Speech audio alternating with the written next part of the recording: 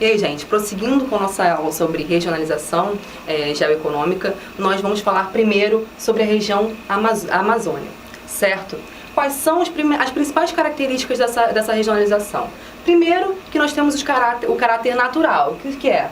Essa região, nós temos a floresta amazônica, um bioma bastante rico, bastante significativo. Nosso clima equatorial também é predominante nessa região. E nós temos a maior bacia hidrográfica do mundo, certo?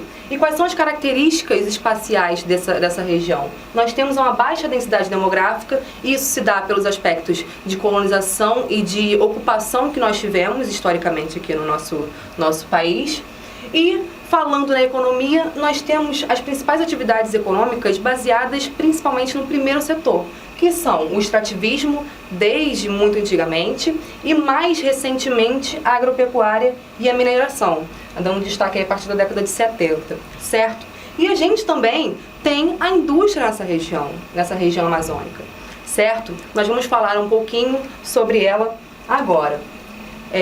A gente tem que ter em mente que quando a gente fala sobre regiões geoeconômicas, a gente tem que pensar muito bem na questão industrial, do desenvolvimento econômico a partir do desenvolvimento industrial, certo? Eu estou aqui colocando algumas coisas, algumas situações que aconteceram, alguns fatos econômicos e políticos que aconteceram nessa região que propuseram um desenvolvimento econômico a partir de alguns aspectos que eu vou colocar aqui. Primeiro, a SUDAM, a Superintendência de Desenvolvimento da Amazônia, lá na década de 60. O que ela propõe? Ela propõe integrar essa região à economia nacional, que era uma região esquecida, que não tinha conexão com o resto do país, tá? E aí, atraindo pessoas e atraindo investimentos privados para melhorar também a infraestrutura. Lembre-se, quando a gente fala em indústria e urbanização, esses dois aspectos principalmente, a gente sempre está falando em infraestrutura. Infraestrutura é o quê? É comunicação, é transporte, é serviços, ok? Grava isso na mente.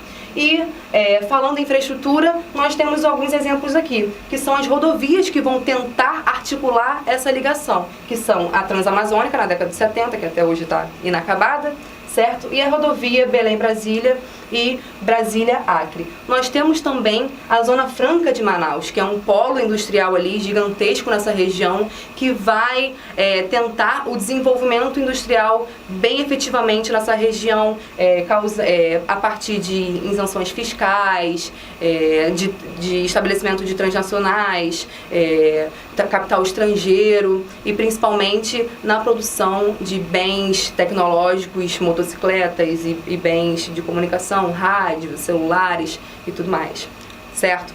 Próxima aula a gente continua.